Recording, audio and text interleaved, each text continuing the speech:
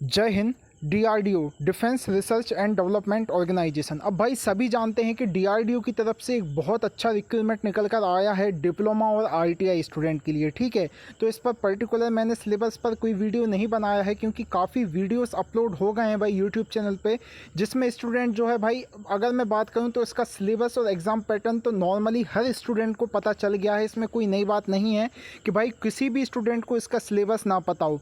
और काफ़ी यहाँ पर चैनल्स के माध्यम से भी आपको यूट्यूब पे बता दिया गया है कि भैया ये इसका सिलेबस रहेगा। लेकिन आज कुछ चीज़ें मैं आपको क्लियर करूँगा जो 2019 में एग्ज़ाम दिया था उसको लेकर। ठीक है, तो अभी आप देख सकते हो भाई, यहाँ पर बेसिक चीज़ तो हम क्लियर कर ही लेते हैं भाई। जैसे कि यहाँ पर जो है सीनियर टेक्निकल असिस्टेंट बी, अब यहाँ पर जो भाई आपका एग्ज़ाम है वो 2 टीयर में होगा। ठीक है, टीयर 1 और टीयर सेकंड। अब यहाँ पर अगर मैं जाऊँ तो यहाँ पर टीयर जो सेकंड होगा, मतलब यहाँ पर जो आपका टीयर सेकंड होगा उसी में आपका जो है फाइनल सिलेक्शन जो है डिपार्टमेंट घोषित करेगा।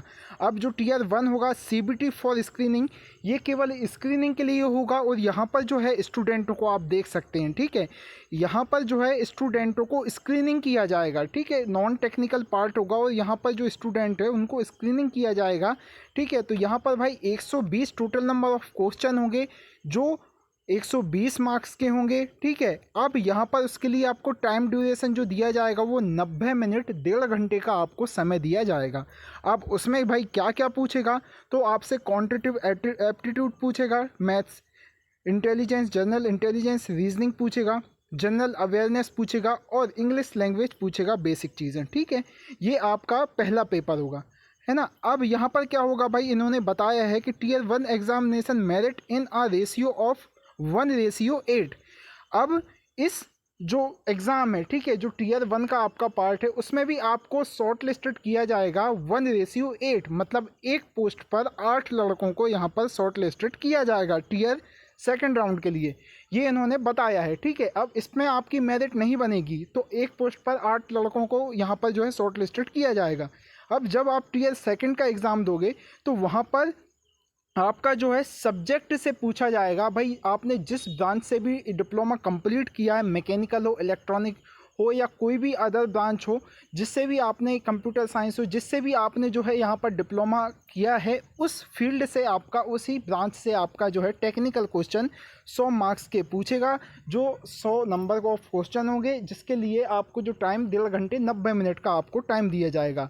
और यहाँ पर जो भाई आपकी फाइनल मेरिट है वो आपके सेकंड राउंड, जो सेकंड स्टेज का आपका टीयर 2 का पेपर होगा, वहीं पे जो है आपकी यहाँ पर फाइनल मेरिट तैयार की जाएगी। अब दूसरी बात भाई, यहाँ पर जो है क्लियर बताया गया है कि भाई there will be no negative marking for wrong answer. ठीक है, यहाँ पर आपकी कोई भी नेगेटिव मार्किंग नहीं है। ठीक है, अब ये चीज़ें तो आपको क्लियर हो गई हैं, तो आपको जो पहला पेपर है वो सिर्फ क्वालिफाइंग करना है। इसमें बताया भी गया है भाई टीयर 1 के लिए 40% चाहिए, ST/SC स्टूडेंट को यहाँ पर 35% और UR और जनरल के लिए 40%। अगर इतने आप ले आते हो तो आप यहाँ पर जो है स्क्रीनिंग हो जाओगे CBT सेकंड के लिए, है ना, ये यहाँ पर बताया गया है।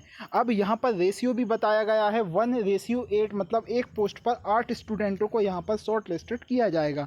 अब ये चीज़ें भाई हो गई है सीनियर टेक्निकल असिस्टेंट डिप्लोमा वालों की। अब यहाँ पर भाई हम आते हैं कि जो टेक्नीशियन ए है, जो ITI स्टूडेंट जहाँ पर भाई अप्लाई करता है, उनका यहाँ पर केवल एक ही पेपर होने वाला है। ठीक है, एक पेपर होने वाला है जिसमें आपसे 40 मार्क्स का आपका जो है नॉन टेक्निकल पार्ट होगा और 80 मार्क्स का आपका टेक्निकल पार्ट होगा। तो यहाँ आप रेशियो समझिए भाई, यहाँ पर जो है CBT एग्ज़ाम होगा तो यहाँ पर भाई आपसे जो 40 मार्क्स का है वो क्वांटिटेटिव एप्टीट्यूड पूछेगा, रीजनिंग पूछेगा, जनरल अवेयरनेस और इंग्लिश पूछेगा। अब यहाँ पर एक चीज़ क्लियर करके चलें भाई, ये सारी आपकी बेसिक होंगी। ठीक है, उसके बाद आपका जो 80% पार्ट है वो आपका टेक्निकल होगा, आपकी ट्रेड से electrician like fitter, turner, welder, machinist, draftman, या जिस ट्रेड से भी आपने यहाँ पर ITI को कंप्लीट करके रखा है, उस ट्रेड से आपसे जो है यहाँ पर डिपार्टमेंट जो सेक्शन B है उसमें 80 नंबर का पार्ट होगा और 80 क्वेश्चन आपसे आपके ट्रेड के पूछेगा। तो इसके लिए आपको जो टोटल टाइम ड्यूरेशन रहेगा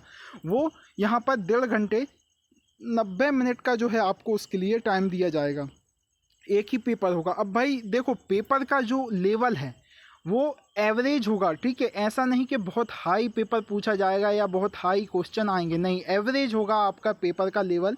बस इन्होंने जो है यहाँ पर टाइम ड्यूरेशन को रिड्यूस किया है, ठीक है। यहाँ पर आपको 90 मिनट का टाइम दिया है 120 क्वेश्चन के लिए, बस इन्होंने यही किया है। बाकी ऐसा कुछ नहीं है कि भाई पेपर बहुत हार्ड आता है, पेपर का जो लेवल है बहुत नॉर्मल होगा, ठीक है, आप यहाँ पर कर पाओगे, ठीक है। तो यही जो है ITI स्टूडेंट का यहाँ पर जो सिलेबस है, उसके बाद जो है आपको भाई यहाँ पर स्किल टेस्ट के लिए बुलाया जाएगा, है ना। अब यहाँ पर जो आप भाई बोल रहे हो, यहाँ पर आपका जो पहले ही पेपर होगा और वही आपको क्वालिफाइंग करके स्किल टेस्ट में जाना है। तो स्किल टेस्ट के लिए भाई आपको यहाँ पर जो बात करूँ तो 1:8 में आपको स्किल टेस्ट के लिए शॉर्ट लिस्टेड किया जाएगा। मतलब एक पोस्ट पर 8 स्टूडेंटों को यहाँ पर स्किल टेस्ट के लिए जो है बुलाया जाएगा, ठीक है। अब जैसे एक पोस्ट है तो 8 स्टूडेंटों को बुलाया जाएगा, और 2 पोस्ट है तो 16 स्टूडेंटों को यहाँ पर स्किल टेस्ट के लिए शॉर्ट लिस्टेड किया जाएगा।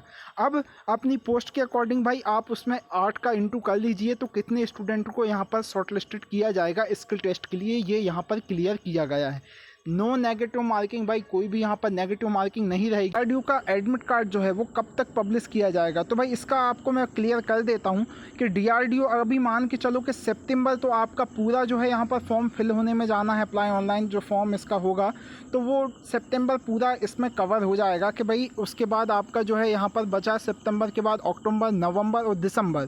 तो भाई आप मान के चलो कि दिसंबर में जो है आपके एडमिट कार्ड आने के फुल चांसेस हैं। अकॉर्डिंग टू अगर मैं बात करूँ तो 2019 का जो रिक्रूटमेंट था उसमें भी भाई सेम 2.5 से 3 महीने के अंदर में जो है DRDO ने एडमिट कार्ड को पब्लिश कर दिया था, ठीक है।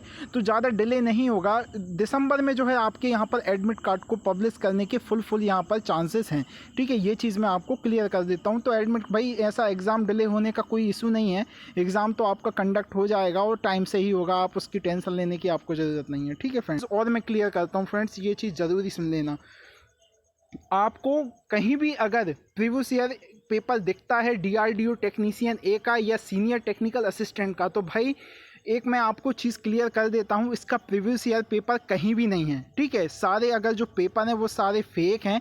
हाँ, उस लेवल के क्वेश्चन आ सकते हैं, लेकिन ऑफिशियल आधिकारिक जो पेपर होता है जो डिपार्टमेंट खुद पब्लिश करता है, लाइक अगर मैं बात करूँ इसरो, तो इसरो में यहाँ पर आपको खुद पेपर देखने मिल जाएगा इसरो के ऑफिशियल वेबसाइट पे। देन आप वहाँ पर बिलीव कर सकते हो कि नहीं भाई डिपार्टमेंट ने यहाँ पर जो है पेपर को पब्लिश किया है, क्वेश्चन पेपर को। बाकी DRDO अपना पेपर भाई कहीं भी पब्लिश नहीं करता है। तो अगर कोई आपको एग्ज़ाम पेपर देता है DRDO का कह के, तो भाई बिल्कुल आप मत लीजिएगा, आप अपने अकॉर्डिंग तैयारी कीजिए, किसी भी एग्ज़ाम पेपर पर आप विश्वास नहीं कीजिए, ठीक है।